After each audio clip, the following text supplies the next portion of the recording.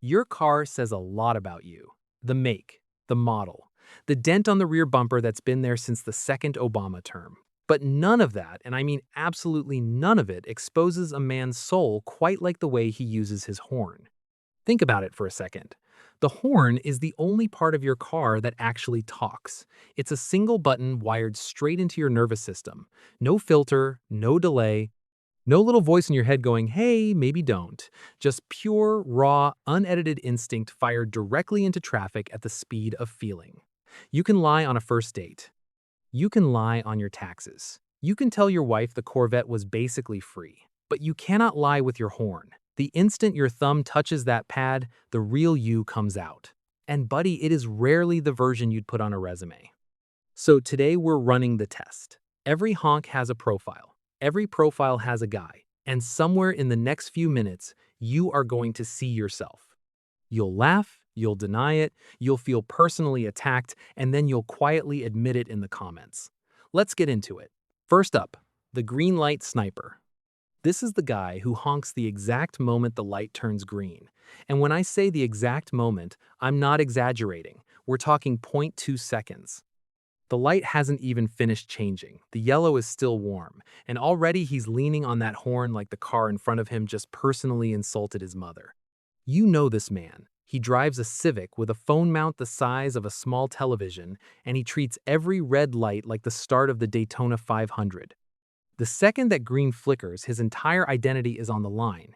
He has somewhere to be. He always has somewhere to be. Nobody knows where. He doesn't know where. But the urgency is real, and it is constant. Here's the thing nobody tells the green light sniper. The car ahead of him is moving. It just hasn't moved in the half-second window he's allotted the laws of physics. A human being needs roughly a moment to register a color change, lift their foot, and press the gas. The sniper does not believe in that moment. The sniper believes that moment is a personal failing, so he honks. And the message he thinks he's sending is, the light is green. But the message everyone actually receives is, I have never once been on time and I have decided that's your problem. Next, the lay on. Oh, the lay on. This is a different breed entirely. This isn't a tap. This isn't a warning. This is a full open palm, dead center, pressing down like he's trying to perform CPR on the dashboard. And it does not stop. It goes on for 3 full seconds, 4, 5, long after the situation that caused it has been resolved, forgotten, and replaced by a new and worse situation that he is now also honking at. The Leon guy has reached a place in his life where the horn is no longer a tool. It's a release valve. It's the only place that anger goes. He's not communicating with the car in front of him. He's communicating with the universe, with his boss, with his ex-wife, with the kid who cut him off in 1998. All of it comes pouring out through one tortured Ram 2500 horn at a volume that sets off 3 car alarms and 1 baby in a nearby stroller. And you'll notice the lay-on never actually solves anything. The person he's honking at can't fix the traffic. They can't make the road wider. They're just sitting there, watching this man scream through a metal duck call, slowly realizing they're witnessing a breakdown set to the soundtrack of a wounded goose. Now let's talk about the courtesy tapper. Ah, a gentleman, a scholar, a man at peace. The courtesy tapper uses 2 fingers and the lightest possible touch. Beep, beep, that's it. And every single time, it means something kind. Somebody let him merge? Beep, beep, thank you. Friend walking out of the hardware store? Beep, beep, I see you, buddy. The little wave, the nod, the polite acknowledgement of his fellow man. This guy probably drives something sensible and clean. A Tacoma he washes on Sundays, a Camry with 200,000 miles and a perfect service history. He waves people through 4-way stops. He says, after you, out loud, in the car, alone, where no one can hear him. He is the reason civilization still technically functions. And honestly, we don't deserve the courtesy tapper. In a world full of guys treating their horns like air raid sirens, this man uses his like a soft handshake. If you are the courtesy tapper, thank you. The roads are slightly less terrible because of you. Don't change. But for every courtesy tapper, there is his exact opposite. The never honker. The never honker would rather die than touch that button. And I mean that almost literally. A truck could be reversing directly into his hood, and his hand would hover over the horn, trembling, wrestling with the moral weight of it all, before he finally decides the polite thing to do is just accept the collision. You know the never honker. He drives a Prius or an older Subaru with a faded bumper sticker about kindness. When someone wrongs him in traffic, he doesn't honk, he mutters. He has entire conversations with people who can't hear him. Oh, sure, just go ahead, that's fine, I didn't have the right of way, no please. A whole monologue, beautifully sarcastic, zero volume, performed exclusively for an audience of himself. The never honker confuses silence with virtue. He thinks not honking makes him a better person, and maybe it does. But it also means he's spent the last 15 years swallowing every ounce of road rage and storing it somewhere deep in his lower back, which is probably why he's always at the chiropractor. Now, let's address the man we've all heard before we've seen him, the train horn guy. This one didn't come with the factory horn. Oh no, the factory horn was an insult. The factory horn sounded like a polite sneeze. So he spent $400 on an aftermarket air horn system, mounted a compressor in the bed of his lifted truck, and now when he taps that button, the sound of a freight locomotive rips through the entire zip code. The train horn guy will tell you it's for safety. You gotta be loud out here, man. People don't pay attention. Sure, that's why he tested in parking lots. That's why he hits it going under every overpass to hear how it sounds. That's why his cousin filmed him scaring a guy at a drive-thru, and it has 40,000 views. Let's be honest about what the train horn really is. It's the automotive equivalent of a guy who lifts only his arms at the gym. Its volume as personality. It's a $400 way of saying, I need you to know I'm here, and I need it to physically hurt. And the funniest part is, the horn is louder than anything else he owns, including his actual diesel engine, which he also wants you to hear. Let's downshift a little. The lock chirp guy. This is the man who locks his car, hears the little chirp, and feels something. A tiny dopamine hit. Confirmation. Closure. He cannot walk away from a vehicle without that beep. If the key fob doesn't chirp, he stops dead in the parking lot, turns around and locks it again just to hear it. Sometimes twice. The car was locked.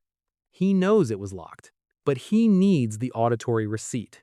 And here's the tell. He always presses the lock button one extra time after he's already walking away. Chirp, chirp, as if the car might have quietly unlocked itself out of spite. As if some thief is standing right there, waiting, and that second chirp is what's keeping the C8 safe. The lock chirp guy is a creature of ritual. He likes things confirmed. He double-checks the oven. He reads the receipt before he leaves the gas station. And deep down, he just really likes that his car talks back to him. It's a relationship. It's the most stable one in his life. Don't take it from him. Speaking of announcements, the driveway honker. This man cannot arrive anywhere quietly. He pulls into his own driveway and honks. Why? Who's he warning? The house knows he's home. The dog already heard the truck.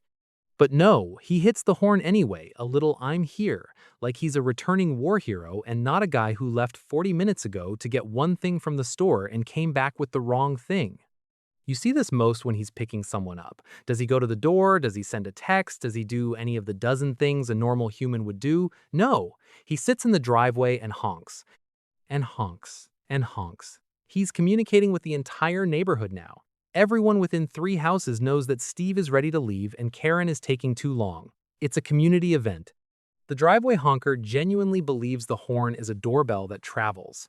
He's not being rude in his mind. He's being efficient.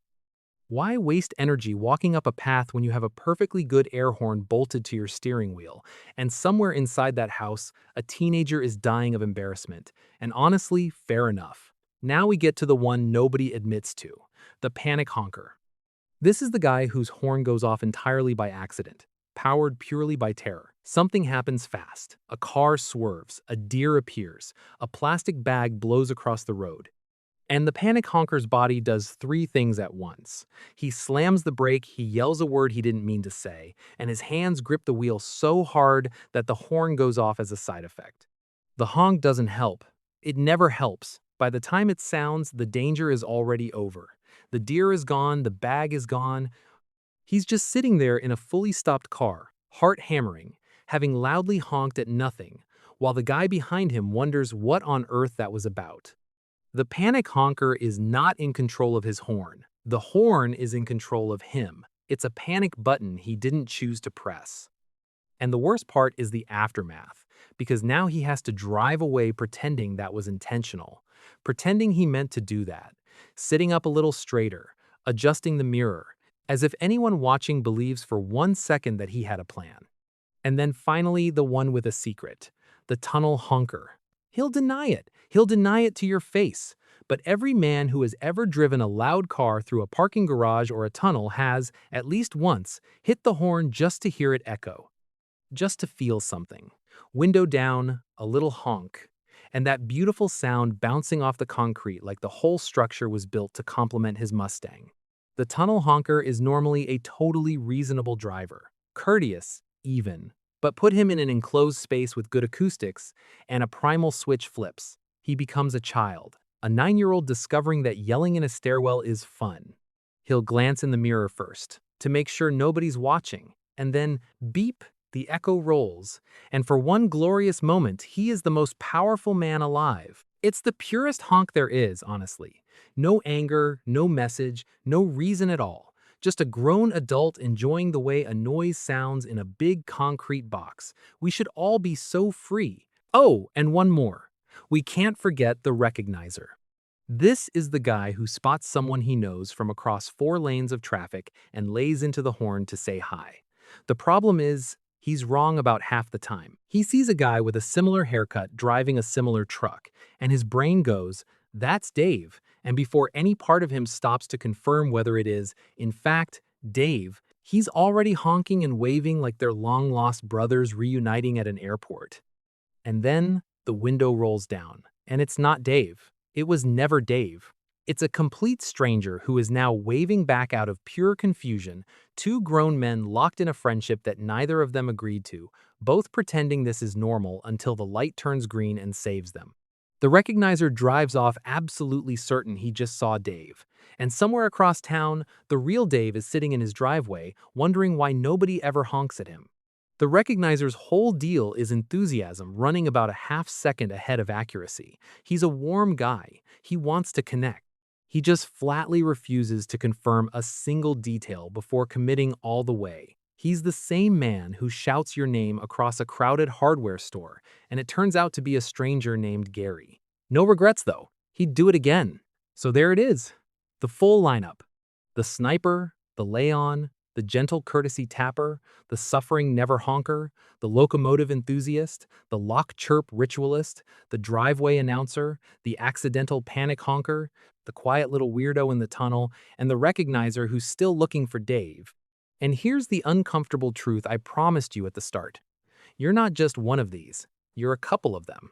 You're a courtesy tapper on a good day and a lay-on guy the second somebody steals your parking spot. You're a calm, reasonable adult who absolutely hit the horn in a tunnel last week and told no one.